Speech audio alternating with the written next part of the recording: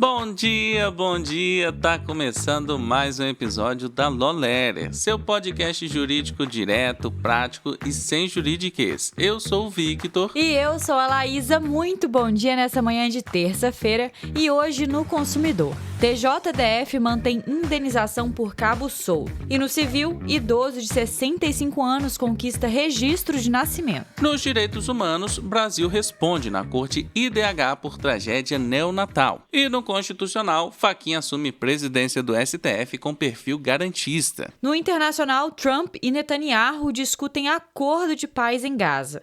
E no penal, São Paulo registra mortes por bebidas adulteradas com metanol. Mas antes, eu quero ler aqui o comentário do Renato Martoni. Cada dica aqui tem sido um grande auxílio. Estou no último semestre do curso e não tive a oportunidade de estagiar na área. E todos os episódios dão um auxílio sobre temas atuais. Estou indicando até para os meus professores. Muito obrigada, Renato. A gente fica muito feliz em ouvir seu feedback. Que isso, hein, Renato? Tá colocando muita responsabilidade aqui na gente, mandando pros professores, hein? Mas é o seguinte, pega o café, coloca o fone de ouvido e bora juntos entender como essas decisões estão moldando o direito no Brasil e no mundo.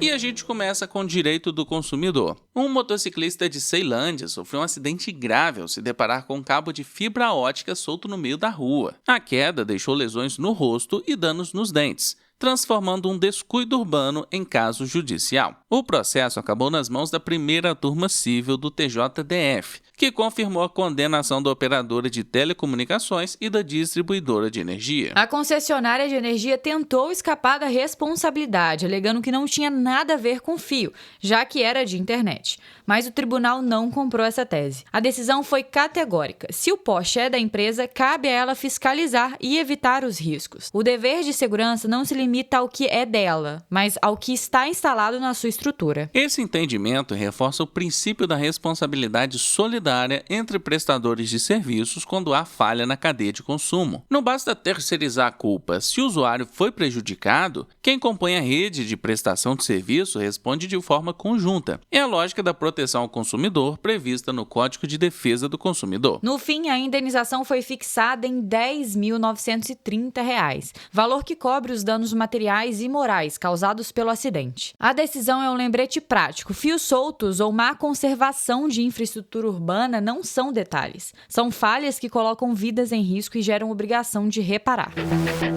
Bora com direito civil e registro civil. Em Papaanduva, Santa Catarina, um morador de 65 anos conquistou na justiça o direito ao registro de nascimento tardio, após viver toda a vida sem documentos oficiais. O Tribunal de Justiça do Estado reformou a sentença de primeira instância, que havia negado o pedido por falta de provas. O idoso contou que nunca conseguiu comprovar sua origem porque seus pais já faleceram e o cartório onde teria sido registrado pode ter sido destruído em 1963. Sem esses documentos, ele ficou invisível perante o Estado por mais de 6 décadas. O relator do caso ressaltou que o registro civil é um direito fundamental previsto na Constituição e que sua ausência impede o pleno exercício da cidadania. Afinal, sem certidão de nascimento, não é possível ter CPF, carteira de identidade, votar, acessar benefícios sociais ou até mesmo formalizar contratos simples. O caso serve de alerta sobre a gravidade de alguém viver à margem do sistema jurídico e social, sem garantias mínimas de identidade civil. O registro tardio existe justamente para corrigir essas situações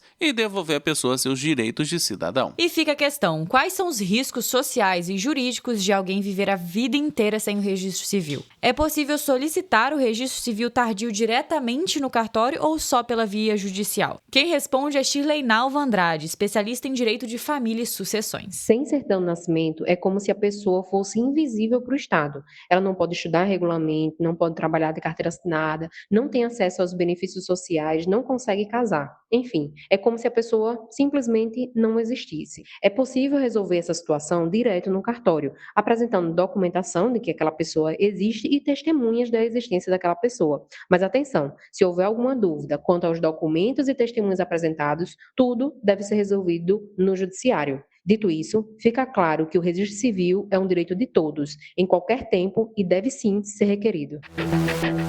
Agora, você já reparou que na advocacia o pessoal costuma planejar cada etapa de um processo, mas quase nunca o financeiro? Tem mês que entra dinheiro, no outro nada, aí trava o investimento, atrasa a conta e até tira o foco do trabalho. Pois é, Laísa, e é aí que entra a JustCash. Eles antecipam valores de honorários, RPVs e outros créditos, dando previsibilidade para o caixa do escritório. Ou seja, você cede o direito de receber no futuro e já garante uma quantia agora, com segurança e agilidade. E o melhor, a análise é totalmente gratuita. Você só precisa mandar seu caso para ver se o processo se encaixa. Então não enrola, solicite sua análise agora mesmo e traga mais estabilidade para o seu financeiro. O link está na descrição.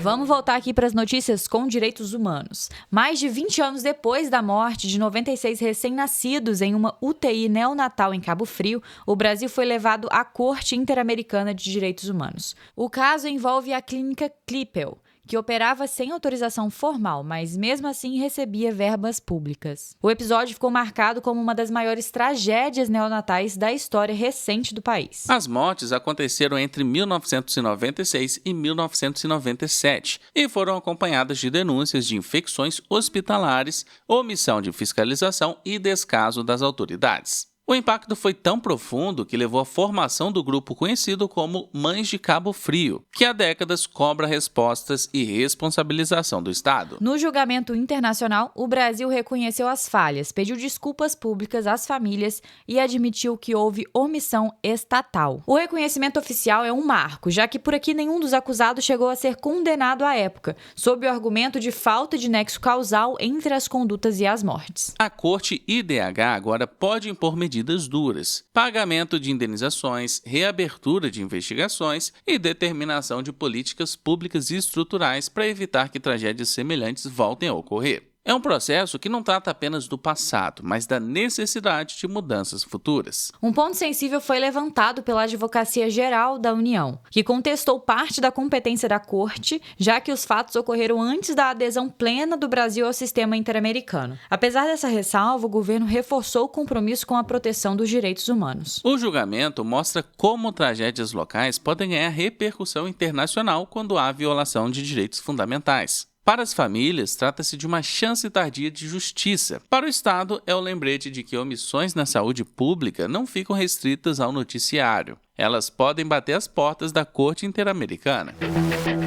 E bora com direito constitucional. O ministro Edson Fachin assumiu nesta segunda-feira, dia 29, a presidência do Supremo Tribunal Federal. A cerimônia foi marcada pela sobriedade. Nada de festas luxuosas, apenas água, café e um protocolo simples. Fachin sucede Luiz Roberto Barroso e comandará a corte até as eleições de 2026. Completando 10 anos no STF, Fachin carrega a marca de um perfil garantista e humanista. Ele deve pautar temas de grande impacto social, como a uberização das relações de trabalho, licença parental em uniões homoafetivas, liberdade religiosa de presos e até a aplicação da Lei Maria da Penha em caso de violência entre vizinhos. Seu histórico mostra essa linha de atuação. Foi relator da ADPF das favelas, que limitou operações policiais no Rio de Janeiro, e votou pela criminalização da homotransfobia. Também se destacou em julgamentos ligados à saúde, aos direitos das pessoas com deficiência e aos direitos reprodutivos. A expectativa é que, como presidente, Fachin mantenha esse viés, reforçando o papel do STF na defesa de direitos fundamentais.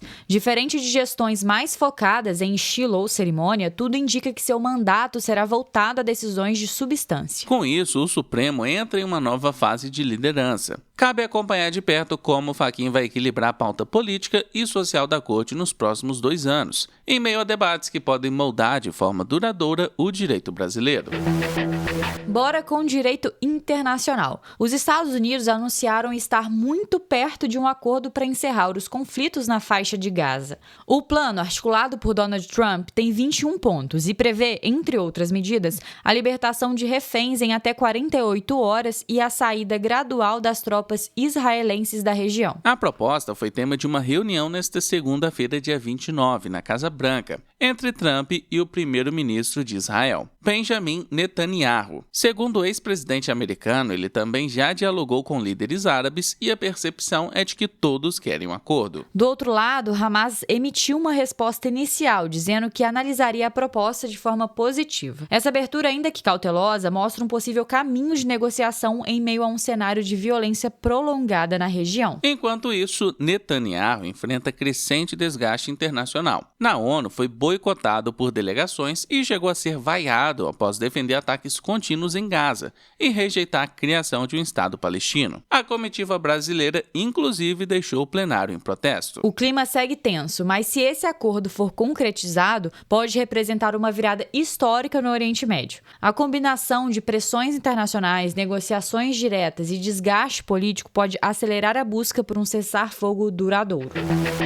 E bora com a nossa última notícia com direito penal. São Paulo vive um alerta de saúde pública e de segurança criminal. Em menos de 3 semanas, pelo menos 2 mortes e 8 internações foram registradas por intoxicação com metanol, substância altamente tóxica normalmente usada em combustíveis e solventes. A vigilância sanitária já monitora outros 10 casos suspeitos, enquanto a polícia investiga a origem da contaminação. A linha de apuração principal é que o produto teria sido desviado de esquemas do crime organizado para a falsificação de bebidas alcoólicas vendidas em bares e adegas. O metanol ataca diretamente órgãos vitais e pode causar cegueira, coma e até a morte. Algumas vítimas relataram perda súbita da visão após consumir gin ou caipirinhas em estabelecimentos de São Paulo. Em um dos casos mais graves, um jovem permanece em coma há quase 1 mês. Segundo a Associação Brasileira de Combate à Falsificação, há indícios de envolvimento do PCC. O grupo teria redirecionado o metanol apreendido em operações contra fraudes de combustíveis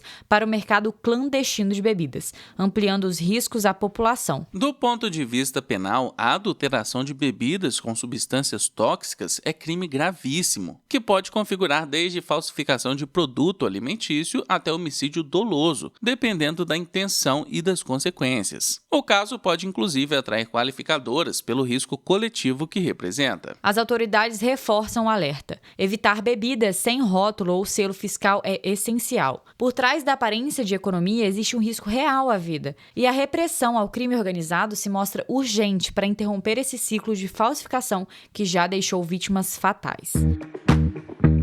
E nosso episódio vai ficando por aqui. Muito obrigada a você que acompanhou a gente nessa manhã de terça-feira. Eu quero agradecer a todo mundo que deixou seu comentário na edição passada e bateu o ponto aqui com a gente. Inclusive, Laísa, quando a gente falou na notícia passada, sobre o deputado Zé Trovão e Caveira, isso marcou o pessoal e tá todo mundo comentando aqui a respeito. Parecendo, inclusive, que o Brasil parece uma escolinha do professor Raimundo. Eu achei meio HQ também, não? Demais, parece até super vilões ou super-heróis, né? Só no Brasil, hein? No mais, eu quero agradecer a todo mundo que comentou aqui na edição passada. A Dali Viegas, David, Leonasser, Luiz, Ciborgue, Glenda Azevedo, Josi Rodrigues, Daniel, Ana Bia, Pastor João Carlos, Suelen Rodrigues, Matilde Melo, Renato Martoni, Gilvane, Edivânia, Guilherme e Felipe Calou. Muito obrigado a todos que comentaram. E já sabe, segue a gente no seu tocador de podcast favorito, ativa o sininho para não perder nenhum episódio e avalie a gente com 5 estrelas, porque ajuda bastante. Compartilha também o episódio lá nos seus stories e marca a gente no @lo.lere. Se cuida, bom estudo e bom trabalho por aí. Até mais!